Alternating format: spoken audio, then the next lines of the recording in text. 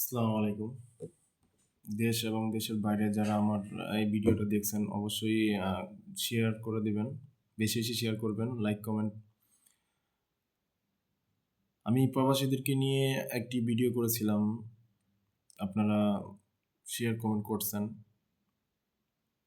আমি আর কিছু কথা বলার জন্য আবার ভিডিও করতেছি। আমি জানি না এই ভিডিও করার পর হয়তো আমার উপরে অনেক চাপ আসতে পারে, অনেকে অনেক কমেন্ট করতে পারেন, অনেক সমস্যা হতে পারে। আমি এগুলা কিছু মনে করি না, এগুলা কোনো পরোয়া করি না। কেন করি না? কারণ যাদের জন্য আজকে আমাদের দেশের অবকাঠামো চেঞ্জ হচ্ছে, যে রেমিটেন্স যোদ্ধারা রেমিটেন্স দেওয়ার কারণে আজকে আমাদের দেশের এত উন্নতির দিকে চলে যাচ্ছে। আজ তাদের কষ্ট দেখে কিছু কথা না বললে নিজেকে অনেক ছোট এবং অপরাধী মনে হবে। তারা প্রতিনিয়ত আমাদের জন্য কষ্ট করে যাচ্ছে।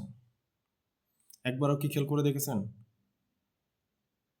এই দেশ কাদের টাকায় চলে? এত উন্নতি কিভাবে হচ্ছে?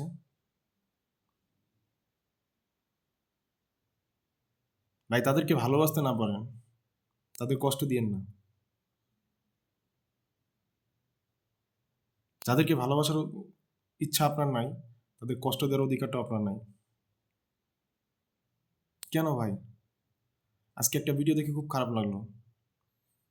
একজন বলতেছে, আমি তার নামটা বলি না, যে প্রবাসীরা নাকি কামলা। আরে ভাই, আপনি কামলার অর্থ বুঝেন? আজকে সেই কামলা নামক প্রবাসী যদি রেমিটেন্স না দিত, তাহলে আজকে আপনি, আমি, আমরা সবাই ভালোভাবে চলতে পারতাম না। আমাদের অবস্থা হতো শ্রীলঙ্কার চেয়েও খারাপ।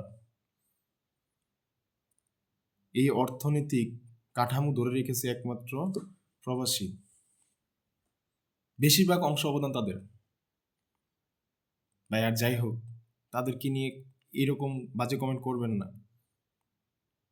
আপনি যদি সত্যিকারের মানুষ হতেন, আপনার ভিতরে ন্যূনতম যদি কৃতজ্ঞতা বোধ থাকতো, তাহলে তাদেরকে নিয়ে এভাবে কথা বলতে পারতেন না। আপনি কি বুঝেন বাংলাদেশে থেকে? আপনি কি বুঝেন সেই বিদেশে যারা রয়েছে, যে ভাই বোনগুলো আজকে অক্লান্ত পরিশ্রম করে ওখান থেকে রেমিটেন্স পাঠাচ্ছে, তারা জানে ওখানে কষ্টটা কেমন। ঠিকমতো খেতে পারে না অনেকে, চিকিৎসার অভাব, আকামার জন্য কাজ করতে পারতেছে না, অনেকে জেল খাটতেছে। ভাই, বসে আছেন তো দেশে, কিচ্ছু বুঝতেছেন না। আপনাকে দিয়ে দেশের কি হচ্ছে? আপনি যে বাজে কমেন্টগুলো করতেছেন, আপনাকে দিয়ে কিচ্ছু হচ্ছে না। আপনি দেশের অন্ন ধ্বংস করতেছেন। আর ওই প্রবাসী, হ্যাঁ হ্যাঁ, ওই কামলা প্রবাসী, ওই ভাইগুলা এই দেশের জন্য চোখের জল ফেলছে, মাথার ঘাম পায়ে ফেলে, হাজারো অপমান, হাজারো কষ্ট সহ্য করে আমাদের কথা, হ্যাঁ ভাই, আমাদের কথা চিন্তা করে তারা এই কষ্টগুলো সহ্য করে নিচ্ছে। তারা রেমিটেন্স পাঠাচ্ছে, তারা রেমিটেন্স যোদ্ধা, তারা সত্যিকারের ভিআইপি। হ্যাঁ, তারা সত্যিকারের ভিআইপি। তাদেরকে সেই মর্যাদা দিতে হবে, এটা আমার চাওয়া। আমি জোরালো কণ্ঠে বলতে চাই, তাদেরকে ভিআইপির মর্যাদা দেওয়া হোক। যারা আমার কথার সাথে একমত তারা কমেন্ট করে অবশ্যই বলবেন, অবশ্যই জানাবেন।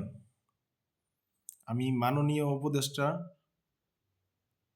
প্রধান উপদেষ্টা স্যারকে বলছি, আপনি প্রবাসীদেরকে নিয়ে অবশ্যই ভাববেন।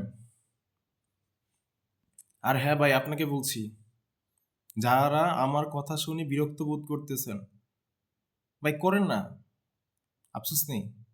আফসোস তখনই আমার লাগে যখন আমার সেই কলিজার ভাই প্রবাসী যারা আছে তাদেরকে নিয়ে কথা বলেন, আমার তখনই খারাপ লাগে।